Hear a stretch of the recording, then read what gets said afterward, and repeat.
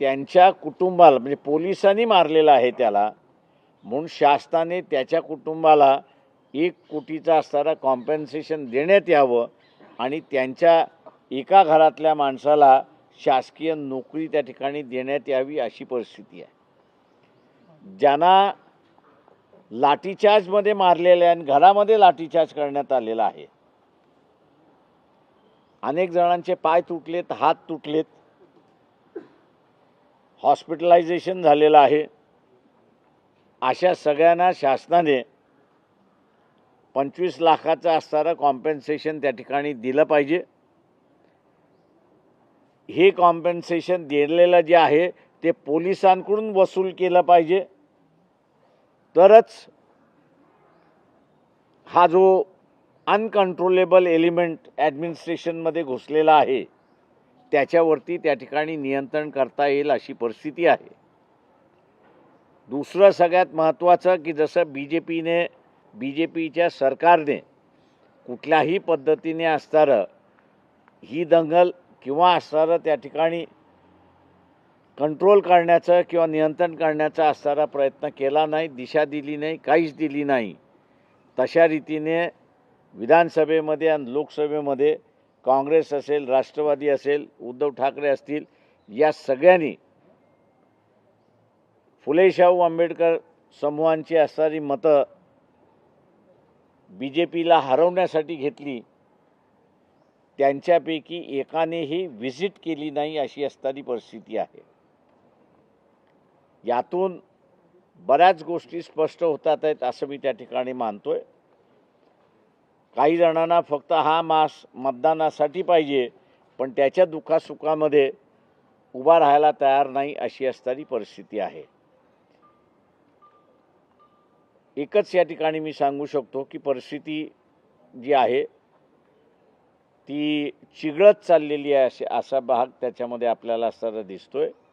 आणि शासनाने लवकरात लवकर जागं व्हावं, म्हणजे केंद्रातलं आणि राज्यातलं यांनी लवकरात लवकर जागं व्हावं आणि हा जो पुन्हा गोधरा घडवण्याचा असणारा एलिमेंट आपल्याला असणारा दिसतंय त्याला नियंत्रणाखाली आणावं असं आवाहन आम्ही असणारं या ठिकाणी करतो.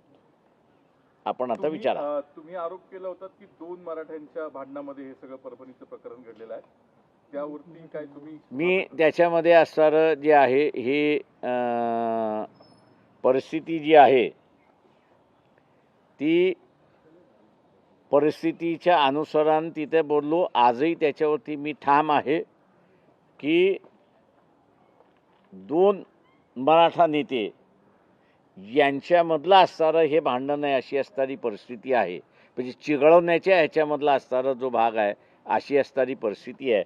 आणि या संदर्भातलं आम्ही असणारं एक फॅक्ट फाइंडिंग कमिटी त्या ठिकाणी नेमणार आहोत आणि त्या फॅक्ट फाइंडिंग कमिटीमध्ये हा जो मुद्दा मी मांडलेला आहे तो अजून अधोरेखित करत कोण कोण त्याच्यामध्ये आणि किती इन्व्हॉल्वमेंट आहे त्याचं त्या फॅक्ट फाइंडिंग रिपोर्टमध्ये आम्ही नमूद करणार आहोत. तिथल्या पीआय वरती खूप आरोप होत आहेत सातत्याने. गुन्हे शाखेचे जे पोलीस निरीक्षक आहेत, गोरबड का काहीतरी नाव आहे, गोरबड नावाचे असणारे जे व्यक्ती आहेत त्यांचा इतिहास असा आहे की याच्या अगोदर त्यांनी 2 जणांना सरळ एन्काउंटर केलेला आहे. समोरासमोर बसून त्यांनी असणाऱ्या गोळ्या झाडलेल्या आहेत. त्याचा अगोदरचा इतिहास हा अत्यंत क्रिमिनल आहे अशी असणारी परिस्थिती आहे. आणि इथेसुद्धा जे काही अनकंट्रोलेबल एलिमेंट आहे त्या अनकंट्रोलेबल एलिमेंटचा हे भाग आहेत की नाहीत मला सांगता येत नाही, परंतु लाठीचार्ज आणि मार हा या व्यक्तीने दिलेला आहे असं मला त्या ठिकाणी सांगण्यात आलेलं आहे. खासदार व्यापाऱ्यांना म्हणतात की दुकानं चालू ठेवून इथेच आहे, असं पण व्हिडिओ व्हायरल झाला. ते म्हणून मी म्हणालो ना की 2 मराठ्यांच्या भांडणामध्ये सामान्य लोकांचा बळी गेला अशी परिस्थिती आहे.